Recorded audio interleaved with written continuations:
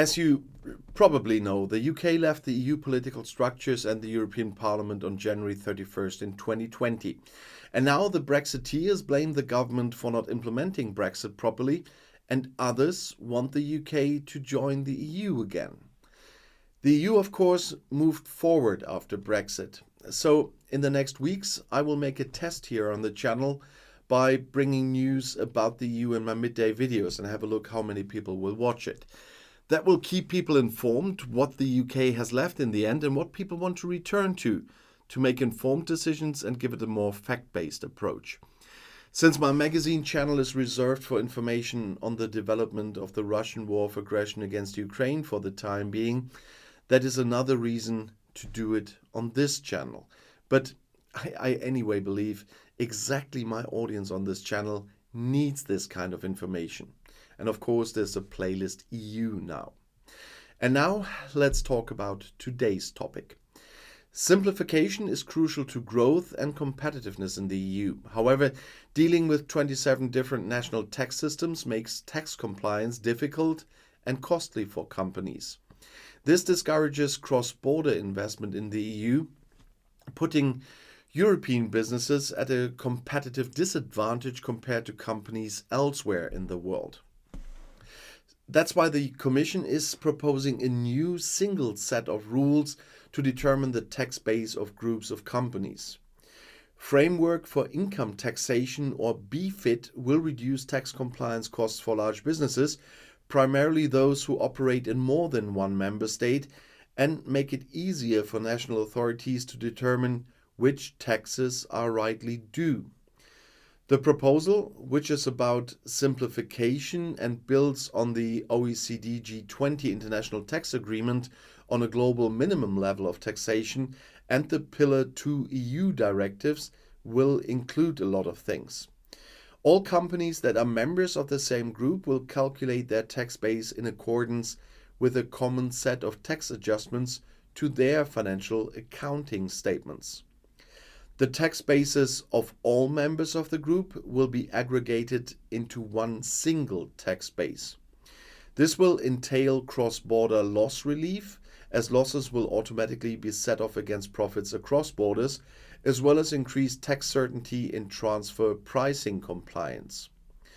By using a transitional allocation rule, each member of the BEFIT group will have a percentage of the aggregated tax base calculated on the basis of the average of the taxable results in the previous 3 fiscal years. The new rules will be mandatory for groups operating in the EU with an annual combined revenue of at least 750 million euros, and where the ultimate parent entity holds directly or indirectly at least 75% of the ownership rights or of the rights giving entitlement to profits. For groups headquartered in third countries, their EU group members would need to have raised at least 50 million euros of annual combined revenues in at least 2 of the last 4 fiscal years, or at least 5% of the total revenues of the group. This ensures that the requirements of the proposal are proportionate to its benefits. In addition, the rules will be optional for smaller groups, which may choose to opt in as long as they prepare consolidated financial statements. This optional scope could be of particular interest to SME groups that operate cross-border, as they may have less resources to dedicate to compliance with multiple national corporate tax systems. For certain sectors, sector-specific characteristics are reflected in relevant parts of the proposal. This is in particular the case for international transport, shipping activities, and extractive industries. The transitional allocation rule will pave the way for a permanent allocation method that can be based on a formulary apportionment using substantive factors. In designing a permanent allocation method, the transitional solution will make it possible to take into account more recent country-by-country reporting data and information gathered from the first years of the application of BEFIT. It will also allow for more thorough assessment of the impact that the implementation of the OECD G20 Inclusive Framework two-pillar approach is expected to have on national and BEFIT tax bases.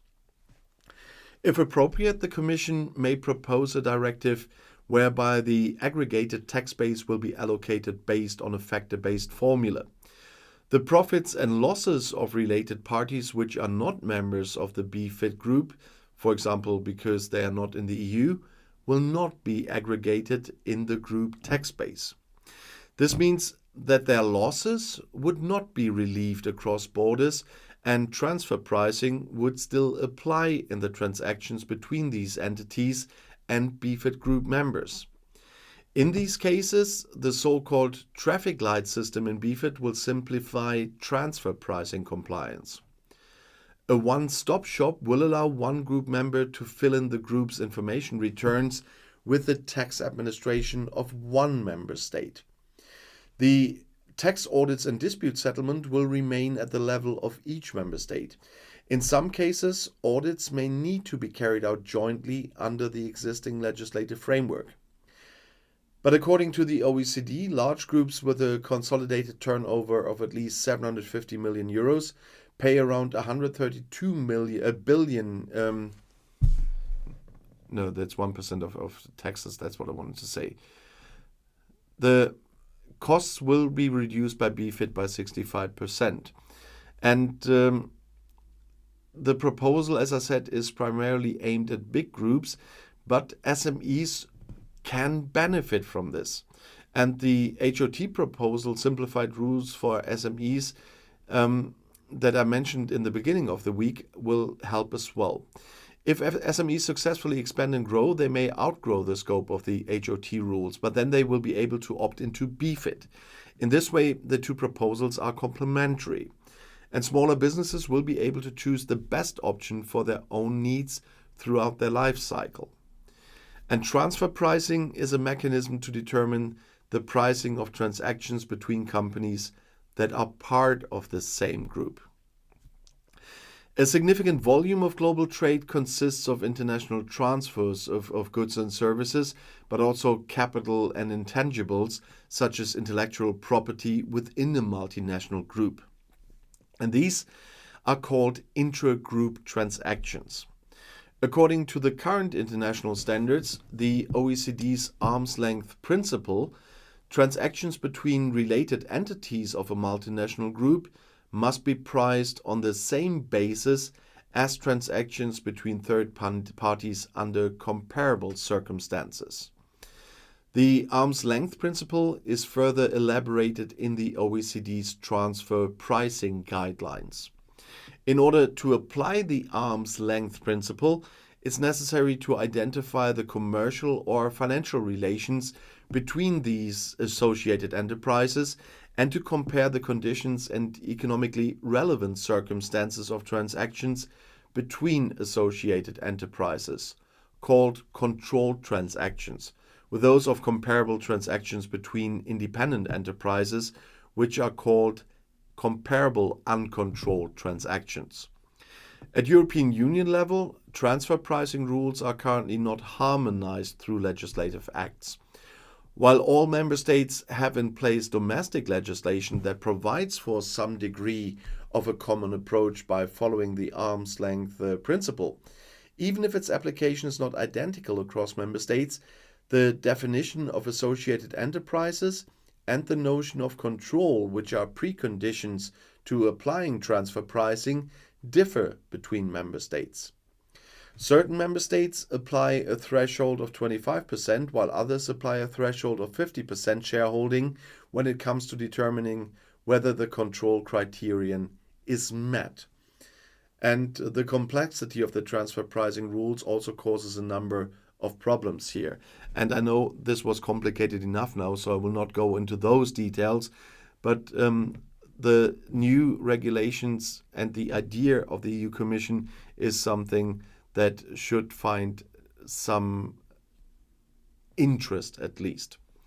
And if you want to see another video right now, the next is right here in the end screen. I'll see you there. I'll be back.